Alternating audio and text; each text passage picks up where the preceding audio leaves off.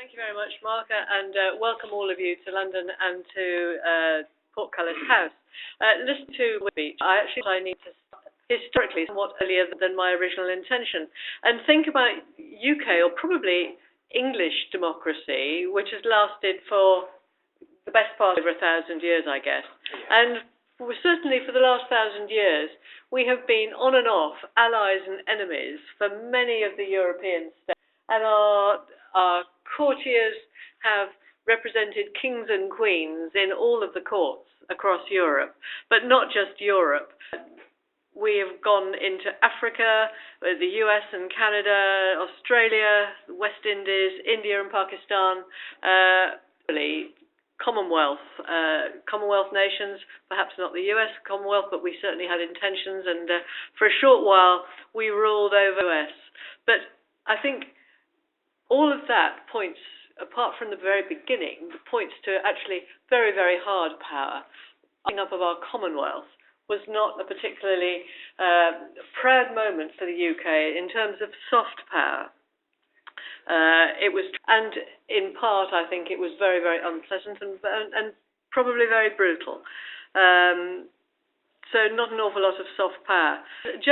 Genuinely pleased to accept the invitation to speak today and to pursue this concept of soft power to a greater depth than that's normally required in their everyday business. My title, A Personal Perspective, I have a confession to make. It was a really easy title, and it took up two roles. It was a delaying mechanism, but also a somewhat distancing mechanism. What do I mean by delaying? A parliamentarian's time is very precious, particularly those members of the House of Lords. We don't have any staff. We do our own research and speeches. And so the concept of speaking on soft power struck me as being really very interesting, but I wasn't absolutely sure what I was going to say. Just a perspective was really a way of putting off a decision until a wee bit down the line. In terms of distancing, I'm a Liberal Democrat here, 5 years in coalition with the Conservatives, and now we are, as an independent party again, having an uncomfortable general election, it must be said. Our representation in the House of Commons isn't what it was. However, we are very, very well represented in the House of Lords. A really strange setup, and I suspect if we were electing the House of Lords, our representation in the House of Lords would actually be by the popular vote, but we are actually selected and not elected. So these very much are my own thoughts.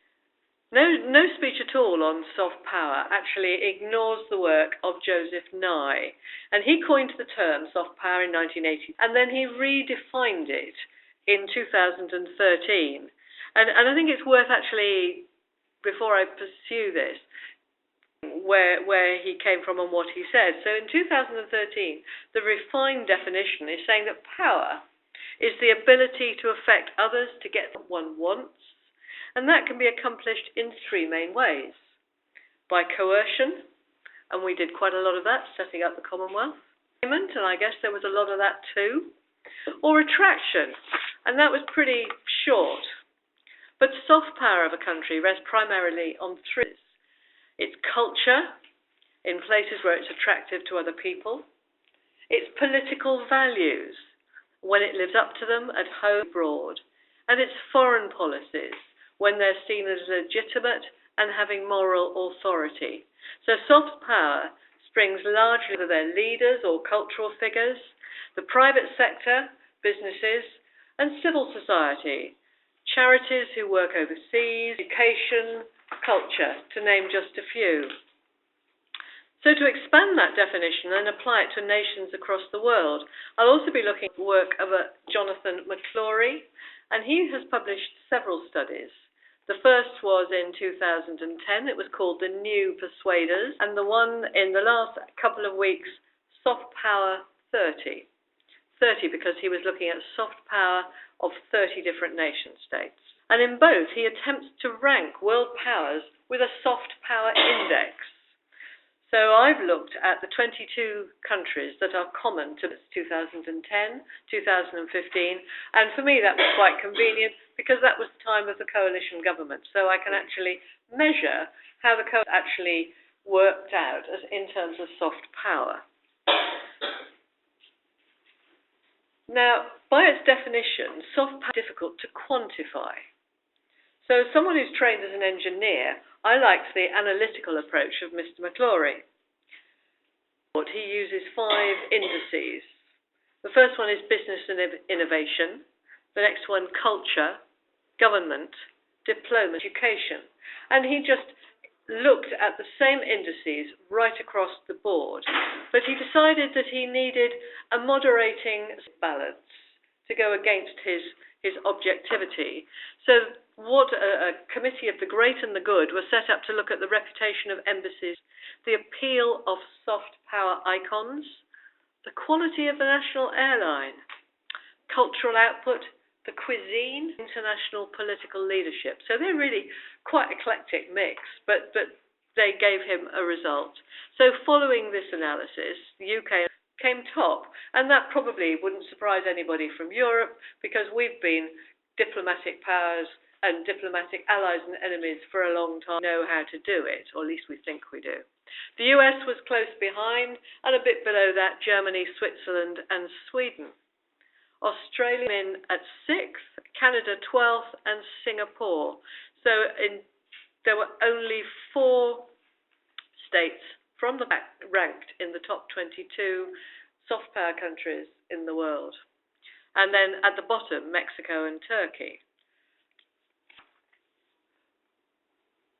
So the top of our soft power table, clearly dominated by established world powers, which is a hangover from the 20th century political and economic structures. These countries are buttressed by historic global connections, long-standing networks of influence, and strong cultural production. But as the old guard enters into a period of sustained austerity, soft power assets are the most tempting budget lines to cut. And that was evidenced over the last 5 years by the UK's spending review, the dangerous cutting soft power capabilities. Soft power is much easier to lose than it is to gain. And if the old soft power networks of the West are emerging powers will doubtless look to fill the vacuum. And I imagine that you need to look to the West, to China, who are desperate to move in from the East, and from the West, the America will need to keep its position, and the BRIC countries, Russia, India, and China will want to, from the southwest. Building the country takes time. Soft power can't be generated overnight. But if emerging countries can sustain the efforts made recently, our soft power index may be different in 5 years' time. So looking at the 2015 index, this combines both objective metrics of the country's soft power resources, subjective international polling data.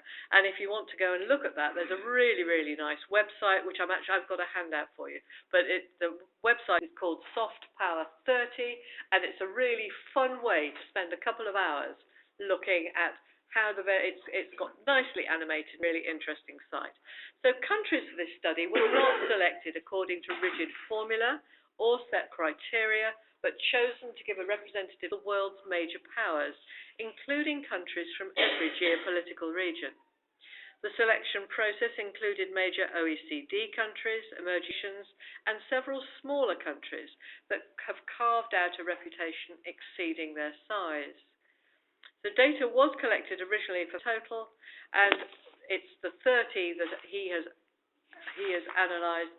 I'm using 22 because I'm just looking at a comparing exercise for the 2010 and the 2015 indices. And the countries only appearing in one of the two studies that didn't either started in 2010 and didn't make it to 2015, or never were on the horizon in 2010 but came in. Russia, Ireland, Belgium, Finland, Austria, New Zealand, Czech Republic, Poland, Greece, Portugal. And this time, the indices he looked at had been slightly tweaked, but basically the same, basically sticking to Nye's principles. So the indices, education, enterprise, culture, and a new one, digital, government and engagement were looked at, and they were backed by 65 metrics.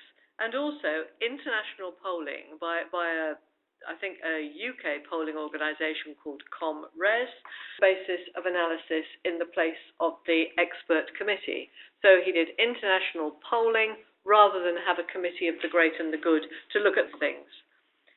So how did the countries fare 5 years on? The big shock was that China came last. Worked really, really hard. China has set up Confucius agencies all across the world and is really working very hard at its soft power. But where it was losing out very much in its digital approach and indeed in its approach to government.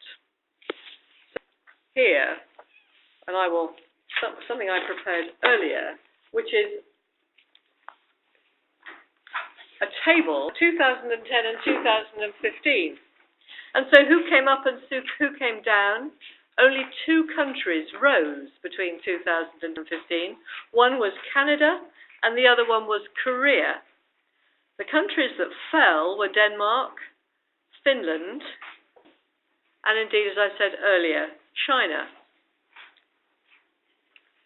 So if we have time, we might want to pursue individual states, how and why they are where they are in the table and why they're not somewhere else after I've spoken. I must confess that when I looked at these, just like when you go to look at your exam grades posted on the board, you always go and look. You don't look to see how everyone else has done. You just go up and down the line until you see your own name. I did exactly the same, and I was pleased to see that the UK was at the top on both of these. The report gave a traditional look at our strengths and our weaknesses and gave recommendations for the UK. So firstly, our strengths. UK is spoilt for choice when it comes to soft power resources. We work really hard at our digital. We have assets that are second to none. Our government is renowned the world over. It works quite well. I'm sure it could be improved. System, people still want to send their children to school in the UK. People still want to attend universities in the UK. And we have worked really hard at our enterprise and still at our engagement, our diplomatic reach, if you like. Weaknesses. Firstly, the UK has done things right. Before I go on about weaknesses, meeting our aid commitments of 0.7% of GDP was one. And that was done during last year. And as a personal aside to that, I would also add the 2% commitment through NATO for our defence spending. So we have we're persuading other nation states, NATO states, to commit to 2% of the GDP on defence. But there was some ugly around over the last year or so about immigration, visas, and some vocal members of my governing party, not the governing party, seems hell-bent on leaving the EU, and I believe that seriously undermines British soft power. I differ from the previous speaker. I think it would be really, really tragic for the EU to function without. In soft power terms, the UK should be worried about maintaining the resources that generate its international influence. Put foreign at the heart of soft power. Cutting funds to our British Council, to our Foreign and Commonwealth Office, to the BBC World Service and others proved to be a false economy. And as networks now drive global affairs, leaving one of the most important networks, the EU, significantly undermine our influence. All these regressive moves could well affect where we would be in analysis in 2020. Who knows, the UK by then might no longer be in a United Kingdom. We might well have had another Scottish referendum, and European Union. And I, for one, suggest that many speaking to you today and yesterday and that view. And I believe that for GB PLC, that would be disastrous. Now, the Commonwealth as an institution is something that's always been part of my personal DNA. I'm of the age that grew up with the Commonwealth. The Commonwealth was always part of me. I was a Girl Guide and we day, and it was something that we did. I have two sons now in their 30s, and if I'm honest, I'm not sure that think of the Commonwealth in the same way that I do. I think we have taken our Eye of the Commonwealth Ball. However, none of this stopped my older Australia and eventually taking out Australian citizenship. But really interesting big work has been done in the House of Lords about soft power for change within the Commonwealth.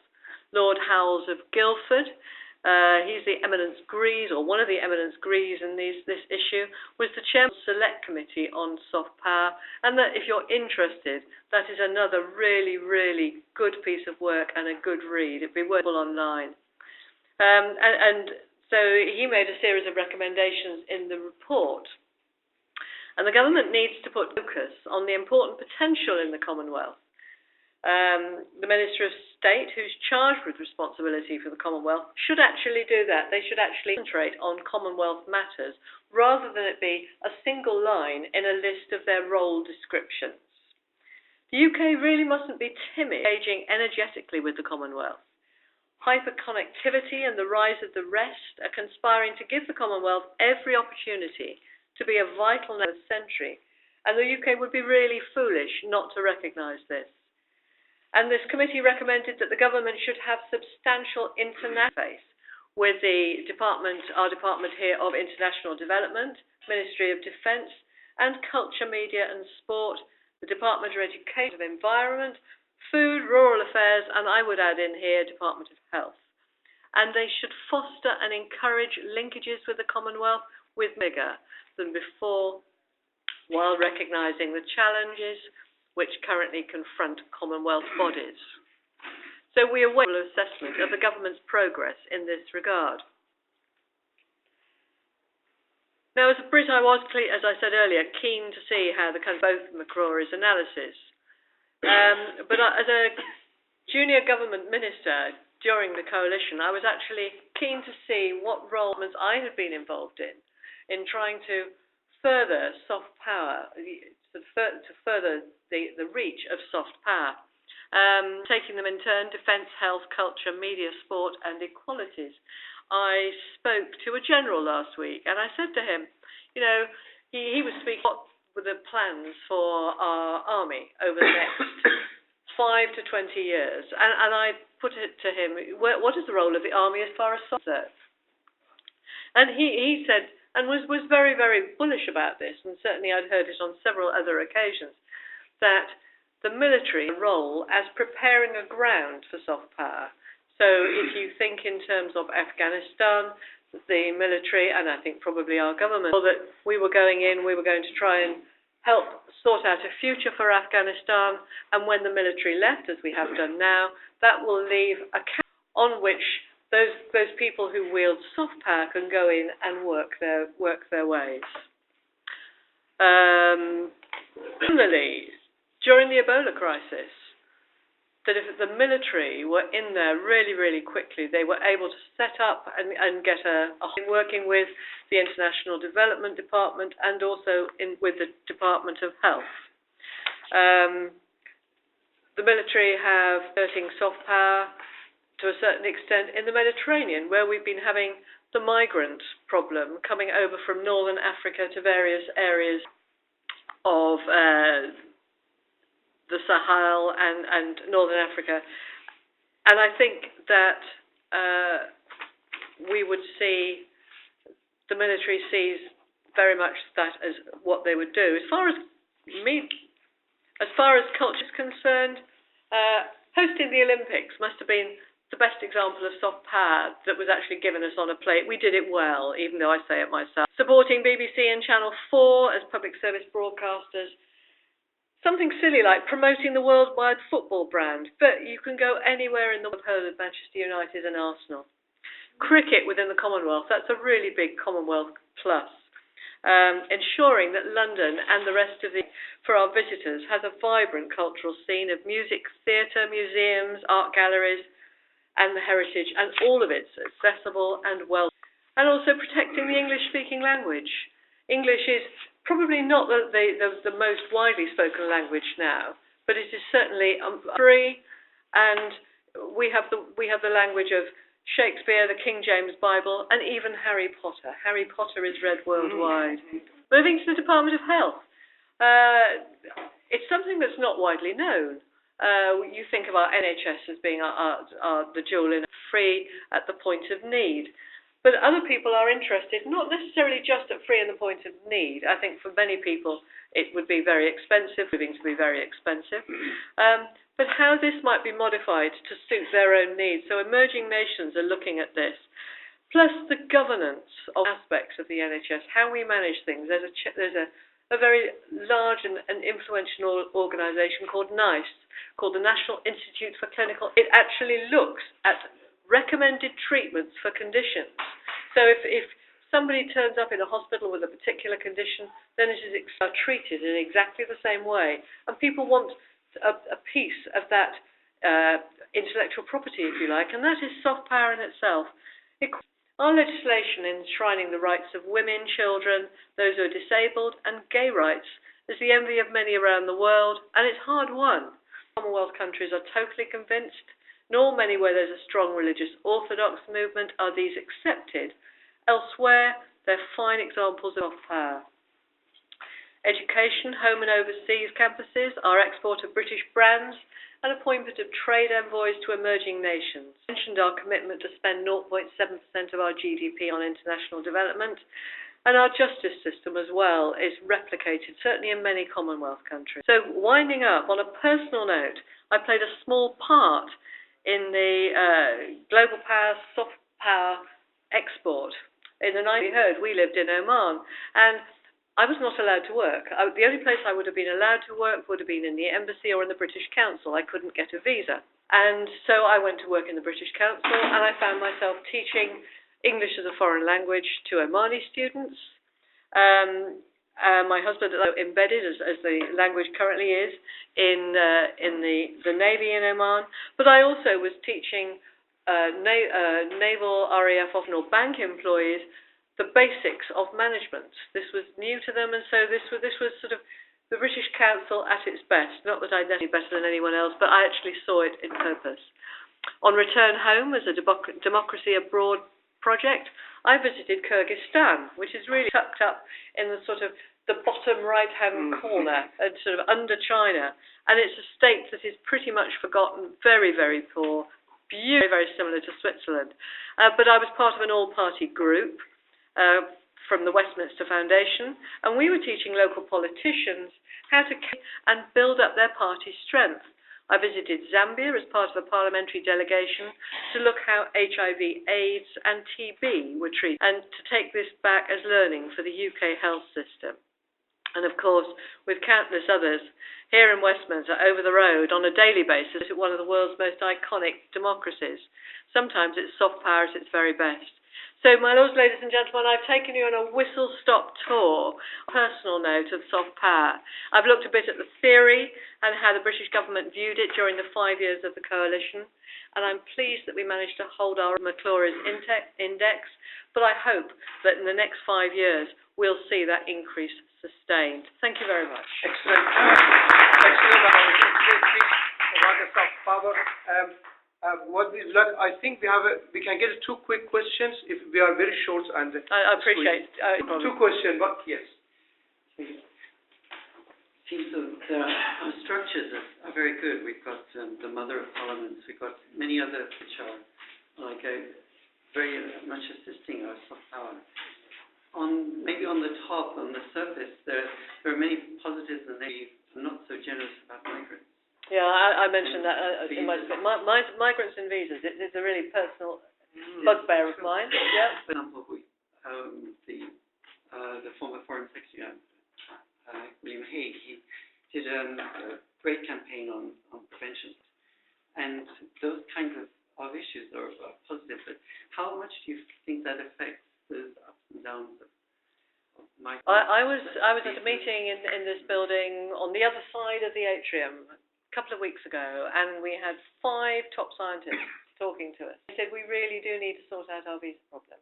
They can't get people to come in at sort of post-grad level. Now, the current government would say that if somebody is earning a graduate salary, which is £35,000, then we welcome them and we will give them a visa. The problem that we have our jobs, emerging jobs, just are below that threshold.